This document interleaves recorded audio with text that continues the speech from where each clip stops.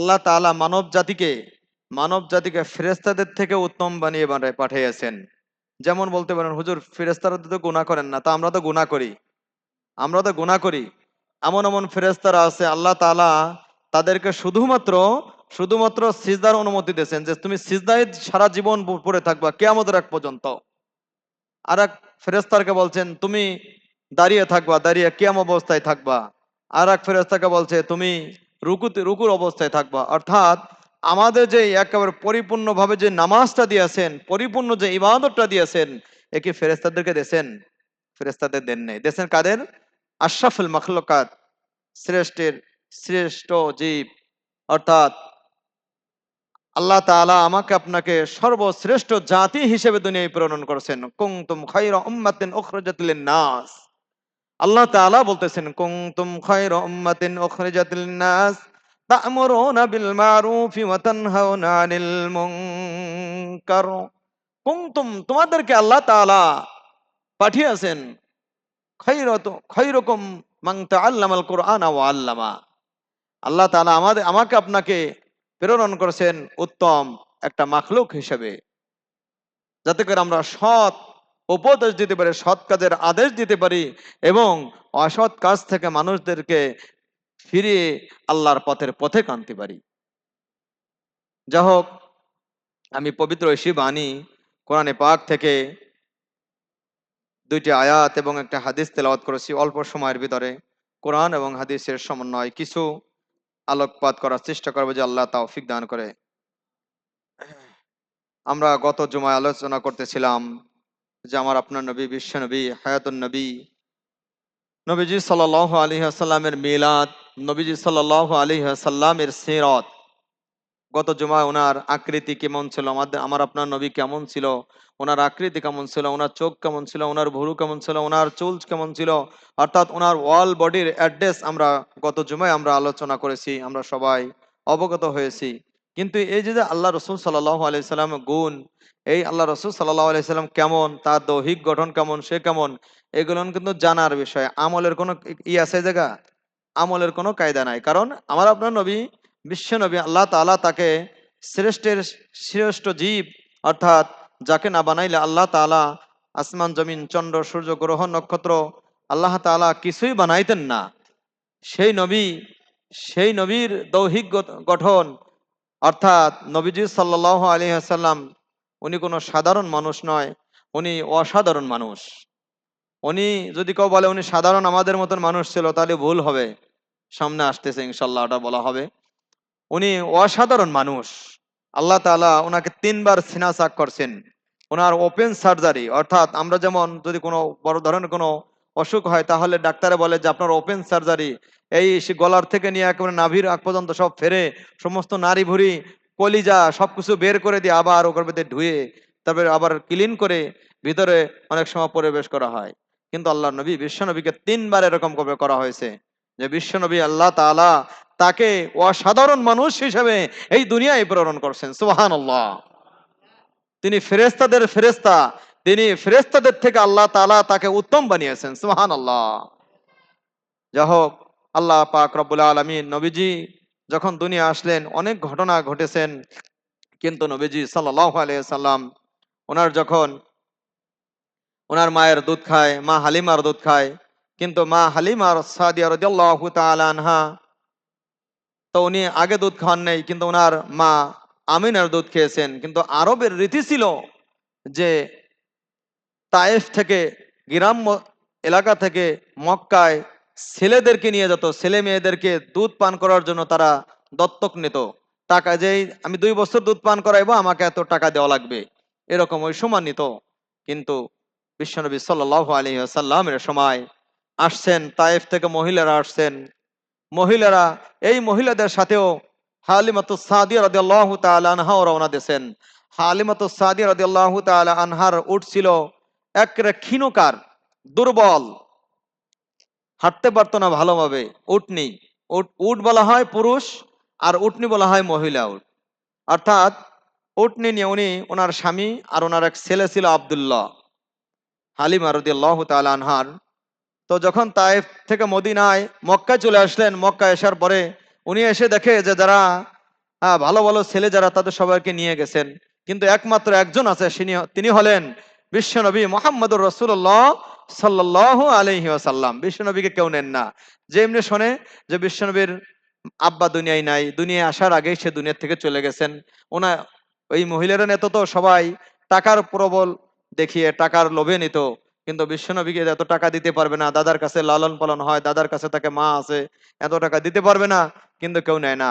কিন্তু হালিমাতুস সাদিয়া রাদিয়াল্লাহু তাআলা আনহা ঘুরে ঘুরে দেখে কোনো বাচ্চা নাই, একমাত্র বাচ্চা ফুটফুটে সুন্দর, চারদিকে তাকিয়ে আর হালিমা রাদিয়াল্লাহু তাআলা আনহা অন্য কোনো দিন চোখ ফেরায় না, যেমন সুন্দর বাচ্চা আমি কোনোদিন দেখি নাই। যা হোক, এই এই বাচ্চার সৌন্দর্য দেখে হালিমাতুস সাদিয়া রাদিয়াল্লাহু তাআলা আনহা পাগল হয়ে গেলেন। তার স্বামীকে বলতেছেন, স্বামী, অন্য কোনো বাচ্চা নাই, কিন্তু এই বাচ্চা আমার পছন্দ হয়েছে, এই বাচ্চাকে আমরা নিয়ে যাব। হালিমা রাদিয়াল্লাহু তাআলা আনহার স্তনে দুধ ছিল না, ওনার গাভীতে কোনো দুধ ছিল না, ওনার উটনিতে কোনো দুধ ছিল না, ছাগলে কোনো দুধ ছিল না। হালিমা রাদিয়াল্লাহু তাআলা আনহা যখন বিশ্বনবী মুহাম্মদুর রাসূলুল্লাহ সাল্লাল্লাহু আলাইহি ওয়াসাল্লামকে যখন কোলে নিলেন, কোলে নিতে দেরি, আল্লাহ তাআলার কুদরতে তার স্তনে দুধ আসতে দেরি করে নাই। সুবহানাল্লাহ, দুধ আসতে দেরি করেন নাই। হালিমা রাদিয়াল্লাহু তাআলা আনহা স্বামীকে বলতেছেন, এমন সুন্দর বাচ্চা আমি কোলে নিলাম, আর কোলে নেওয়ার সঙ্গে সঙ্গে দুধে পরিপূর্ণ আমার স্তন হয়ে গেছে, নিশ্চয় এই বাচ্চার ভিতর আল্লাহর খোদা প্রদত্ত কিছু আছে। সুবহানাল্লাহ। হালিমা রাদিয়াল্লাহু তাআলা আনহা তারকে কোলে নিয়ে পিছনে বসলেন। পিছনে যখন উটের উপর বসছে, উটকে বারোয়, আর ওনার স্বামী ছিল সামনে, উটের সামনে বসছেন। এই জায়গায় একটা ঘটনা ঘটে গিয়েছে। ওনার স্বামী যখন সামনে উঠছেন, মুহাম্মদুর রাসূলুল্লাহ সাল্লাল্লাহু আলাইহি সাল্লামকে যখন পিছনে বসাইছেন, ইতিমধ্যে এই উটকে বারোয়, উটকে পিটাইতেছেন, কিন্তু পিটানোর কারণে উট সামনে আগায় না, না আগানোর কারণে এইবার এই উট পিটান খায়, পিটান খাইতে খাইতে অনেক ব্যথায় ব্যথিত হয়ে গেল। ব্যথায় ব্যথিত হয়ে গেলে উটের জবানকে আল্লাহ তাআলা খুলে দিলেন। আল্লাহ তাআলা বলতেছেন, হে উট, তুমি কি বলতে চাও তুমি বলো। সঙ্গে সঙ্গে উটের জবান খুলে গেল।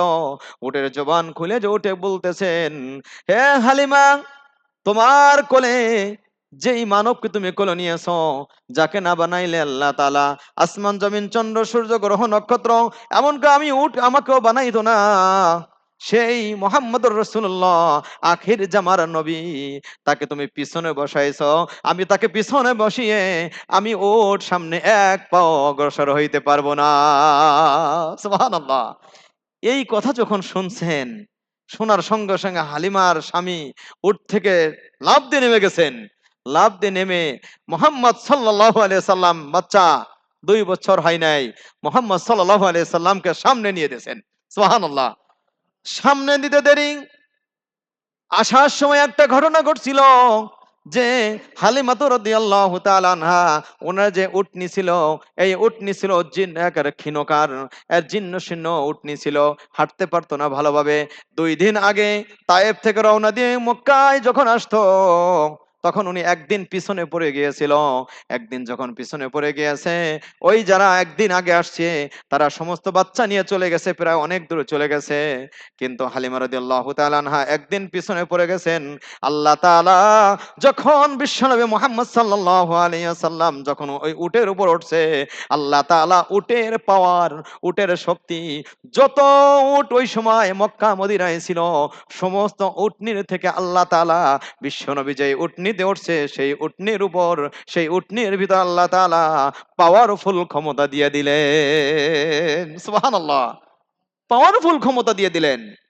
বিশ্বনবী মুহাম্মদুর রাসূলুল্লাহ সাল্লাল্লাহু আলাইহি ওয়াসাল্লাম যখন উটনিতে উঠছে, উটের উপর উঠছে, উটনিতে যখন উঠছে, একদিন আগে যারা রওনা দিয়েছে এমন ভাবে হাঁটা শুরু করেছেন, এমন ভাবে দৌড়ানো শুরু করেছে যে একদিন আগে যারা রওনা দিয়েছিল তাদেরকে পিছনে ফেলিয়ে আগেই বিশ্বনবীর উটনি মদিনায় পৌঁছে গেছে। সুবহানাল্লাহ। তায়েফের দিকে চলে গেছেন। বিশ্বনবী মুহাম্মদ সাল্লাল্লাহু আলাইহি সাল্লাম যখন হালিমা রাদিয়াল্লাহু তাআলা আনহার ঘরে গেলেন। ঘরে যেতে দেরি, দেখে যে উনার যত ছাগল ছিল, যত বকরি ছিল, যত দুম্বা ছিল, যত কিছু ছিল, সবকিছু যারা যেইগুলো ছিল, সবকিছুর ভিতর আল্লাহ তাআলা কুদরতের মাধ্যমে আল্লাহ তাআলা দুধে পরিপূর্ণ করে দিলেন। সুবহানাল্লাহ। দুধে পরিপূর্ণ করে দিলেন বিশ্বনবী মুহাম্মদ সাল্লাল্লাহু আলাইহি ওয়াসাল্লামের বরকতে। বিশ্বনবী কিন্তু 2 বছর হয় নাই, এখনো 2 বছর হয় নাই।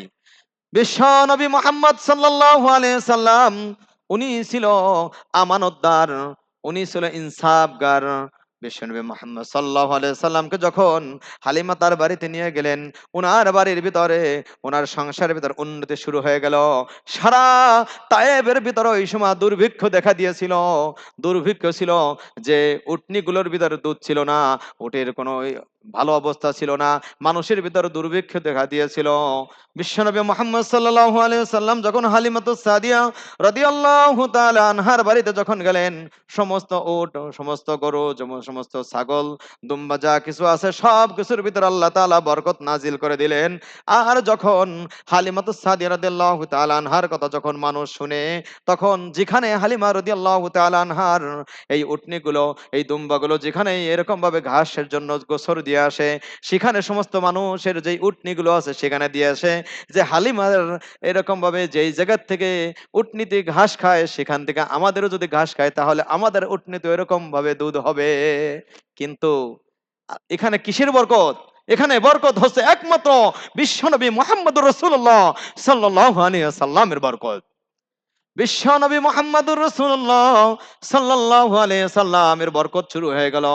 সমস্ত উটনীদেরকে ওই হালিমা রাদিয়াল্লাহু তাআলা আনহার উটনী যেখানে ঘাস খায় সেখানে গোসর দিয়েছেন, কিন্তু কোনো কাজ হয় না, কোনো কাজ হয় না। ইতিমধ্যে একদিন রাসূলুল্লাহ সাল্লাল্লাহু আলাইহি সাল্লাম এরকম আস্তে আস্তে বাড়তে আছেন, আর কুদরতের নীলা খেলাও এরকম ভাবে ছড়াইতেছেন যে মোহাম্মদ এমন একটা বাচ্চা নিয়ে আসছে। হালিমা মুহাম্মদ সাল্লাল্লাহু আলাইহি সাল্লামকে, তার বরকতে হালিমার ঘর সবকিছুতে পরিপূর্ণ হয়ে গেছে, বরকতে পরিপূর্ণ হয়ে গেছে।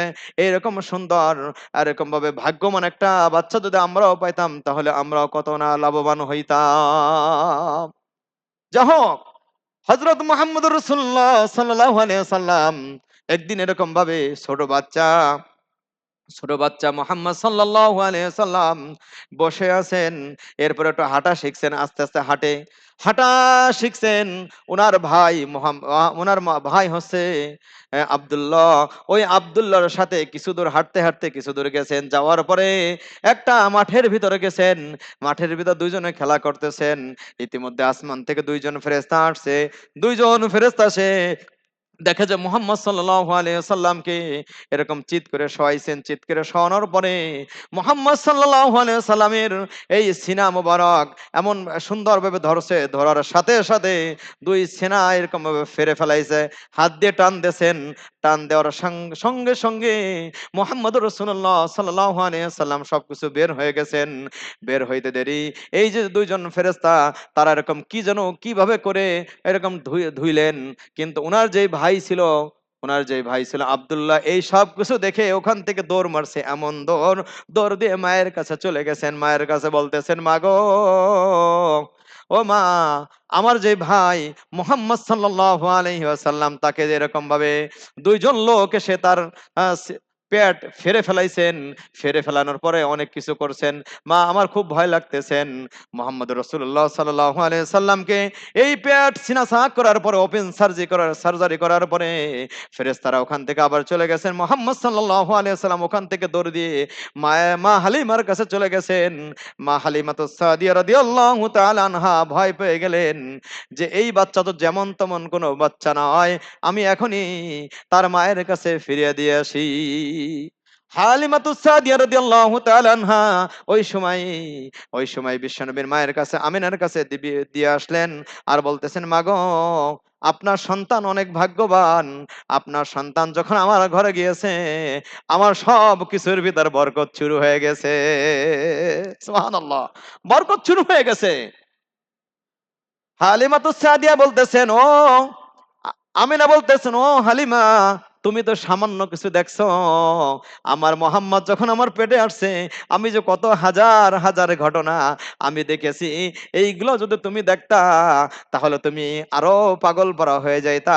কারণ আমার মোহাম্মদ যেমন তেমন কোনো মানুষ নয়, আল্লাহ তাআলা তাকে এই আখেরি জামানার উম্মতের ধারক বাহক ও নবী বানিয়ে আল্লাহ তাআলা আখেরি জামানার নবী বানিয়ে এই দুনিয়ায় তাকে প্রেরণ করেছেন। সুবহানাল্লাহ।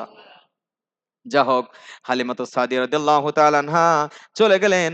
চলে যাওয়ার পরে হযরত মুহাম্মদ সাল্লাল্লাহু আলাইহি ওয়াসাল্লাম আস্তে আস্তে বাড়তেছেন, আস্তে আস্তে বাড়তেছেন। কিছুদিন পরে কিছুদিন পরে ছোট বাচ্চারা খেলাধুলা করতেছেন, কিন্তু নবীজির মন সবসময় বেজার থাকে, সবসময় জন্য কেমন যেন বেজার বেজার লাগে।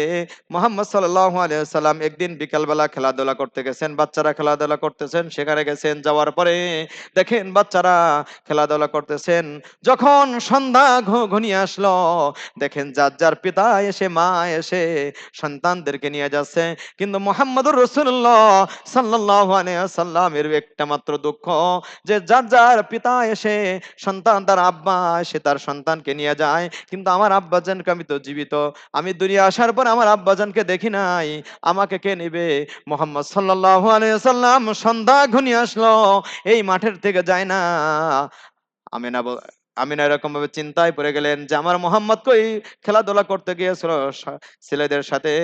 আমিনা রাদিয়াল্লাহু তাআলা আনহা ওখান থেকে দৌড় দিয়ে বাচ্চার কাছে চলে গেছেন। বাচ্চার কাছে যে বলতেছেন, "ও বাচ্চা গো, ও আমার আব্বা জান, তুমি কেন কাঁদতেছেন?" দেখে যে কাঁদতেছেন, মুহাম্মদ সাল্লাল্লাহু আলাইহি সাল্লাম বলতেছেন, মা গো, প্রত্যেকটা সন্তানের পিতা সে তার সন্তানকে নিয়ে গেছেন, আমার আব্বা কি আসবে না? আমেনা দু চোখের পানি ছেড়ে দিছেন যে, ও মোহাম্মদ, তুমি চলো, কালকে তোমাকে নিয়ে তোমার আব্বার কাছে যাব, কালকে তোমাকে নিয়ে তোমার আব্বার কাছে যাব।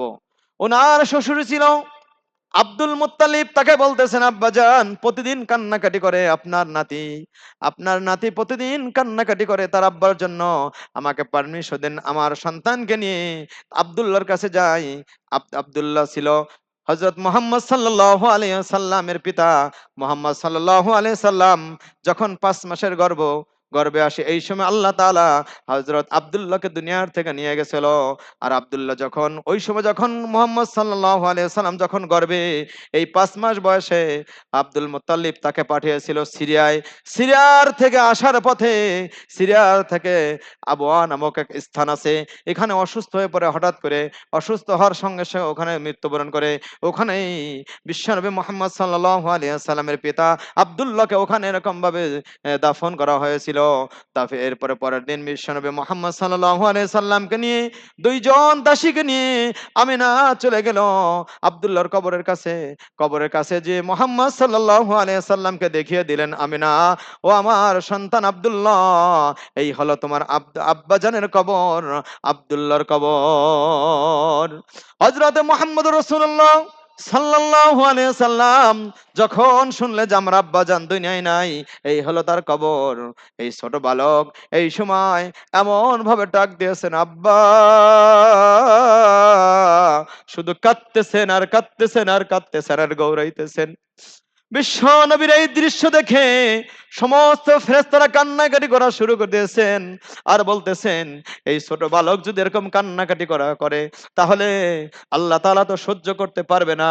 আল্লাহ তাআলার কাছে দরখাস্ত করতেছেন আব্দুল্লাহ, যে আল্লাহ, আমার সন্তান মুহাম্মদ এসে এরকম ভাবে কান্নাকাটি করতেছেন, আল্লাহ তুমি আমাকে একটু কবর থেকে জীবিত করাই দাও, আমার সন্তান মুহাম্মদকে আমি একটু কোলে করে নিয়ে এরকম ভাবে তাকে আদর করে আবার আবার শুয়ে যাব।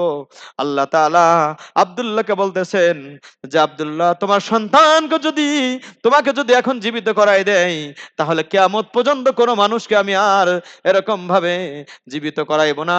তুমি কি তোমার মুহাম্মদকে এরকম ভাবে বেশি মহব্বত করো না আমি আল্লাহকে মহব্বত করো? সঙ্গে সঙ্গে আব্দুল্লাহ বলতেছেন, আল্লাহ তোমাকে আমি মোহাব্বত করি। আল্লাহ তাআলা এবারে বলতেছেন যে আব্দুল্লাহ তুমি তো তোমার মুহাম্মাদের হাতে তুমি বায়াত গ্রহণ করো নাই।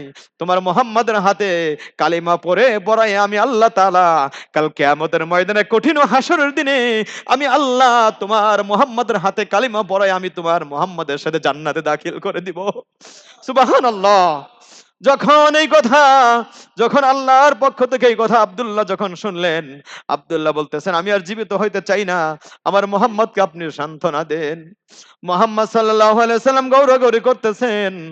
আমিনা দূর থেকে এই দৃশ্য দেখে তার ভিতর কেমন রক্তক্ষরণ হচ্ছে। আব্দুল্লাহকে ওখানে, মোহাম্মদ ওখান থেকে নিয়ে আল্লাহ রাসূল সাল্লাল্লাহু আলাইহি সাল্লামকে নিয়ে মা আমিনা রওনা দিলেন। তারপরের দিন তার নানি বাড়ি হচ্ছে মদিনা। মোহাম্মদ সাল্লাল্লাহু আলাইহি সাল্লামের নানি বাড়ি হচ্ছে মদিনায়।